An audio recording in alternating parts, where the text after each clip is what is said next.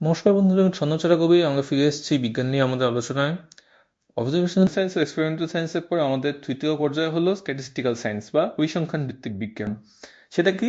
সেটা হচ্ছে এমন একটা বৈজ্ঞানিক পদ্ধতি যেখানে বিপুল পরিমাণ তথ্য বা ডেটাকে বিশ্লেষণ করে আমরা একটা প্যাটার্ন, সম্পর্ক, প্রবণতা এবং সম্ভাব্য ব্যাখ্যা খুঁজে বের করার চেষ্টা করব। মানে যেটাতে মূল কথাটা হলো যে একটা কোনো ঘটনা নয়, অনেকগুলো ঘটনাকে দেখো, দেখে তারপরে সিদ্ধান্ত নাও যে কোনটা কার্য এবং কোনটা কারণ। এবং এখানে মানে মূল বিষয়টা হচ্ছে যে ডেটার ভেতরে কি লুকিয়ে আছে, প্রশ্নটা কি লুকিয়ে আছে।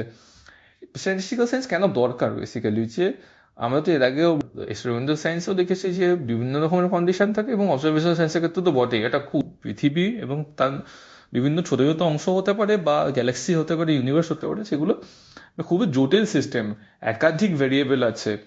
তবে সেইগুলোকে আলোচনা করার জন্য বা সেগুলোকে বোঝার জন্য অনেক সময় আমাদের একটা দুটো ইভেন্ট বা একটা দুটো অবজারভেশন দিয়ে তো হয় না, হিউজ ডেটা লাগে। এবং সেই ডেটাকে ঠিকঠাক করে অ্যানালিসিস করা, ঠিকঠাক করে তার সেটাকে বোঝা এবং তার মাধ্যমে কিছু কনক্লুশন ড্র করা, সেইভাবে আমরা যে বৈজ্ঞানিক সত্য উপনীত হতে পারি, সেটাকে আমরা বলবো যে স্ট্যাটিস্টিক্যাল সায়েন্স। তো স্ট্যাটিস্টিক্যাল সায়েন্সে বেসিক্যালি কি করা হয়, যে জাস্ট টেবুল হচ্ছে যে ডেটা কালেকশন বা তথ্য সংগ্রহ, ডেটা অ্যানালিসিস, পরিসংখ্যান বিশ্লেষণ, প্যাটার্ন রিকগনিশন, হাইপোথিসিস তৈরি করা এবং তার প্রেডিকশন করা, একদম সোজা ভাষায় বলতে গেলে। তো এটা কিভাবে কাজ হয়, যে একটা লম্বা সময় ধরে বা একটা বড় পপুলেশন ধরে তার ডেটা কালেকশন করা হয়। তারপরে সেই ডেটা ক্লিনিং করা হয়।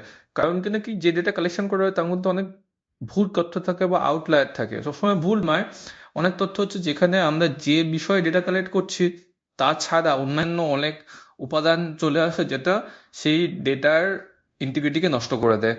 সেই তাই জন্য সেই ডেটাকে ক্লিন করতে হয়। তারপরে তার গাণিতিক এবং পরিসংখ্যানগত পদ্ধতি ব্যবহার করে তার বিশ্লেষণ করা, অ্যাভারেজ বের করা, কোরিলেশন বের করা, রিগ্রেশন, প্রবাবিলিটি ইত্যাদি অ্যানালিসিস গুলো করা হয়। এখান থেকে আমরা একটা নিয়ম খোঁজার চেষ্টা করি, যেটা কিনা প্যাটার্ন রেকগনিশন, যে সেটা সেটা কি কোনো ধারার অনুবর্তী হচ্ছে কিনা, এবং তার থেকে ইন্টারপ্রেট করা যে আমরা কোথায় সম্পর্কটা সৃষ্টি করছি, কার্যকরণ সম্পর্কই হোক বা কোনো একটা বিশেষ ঘটনার তার কারণ হোক ইত্যাদি বোঝার চেষ্টা করছি। তো এবার এগুলো আমরা কিভাবে বিজ্ঞানিক পদ্ধতিতে ব্যবহার করি, তার উদাহরণ কি, লিমিটেশন কি, সেগুলো আমরা পরের ভিডিওতে আস্তে আস্তে আলোচনা করবো।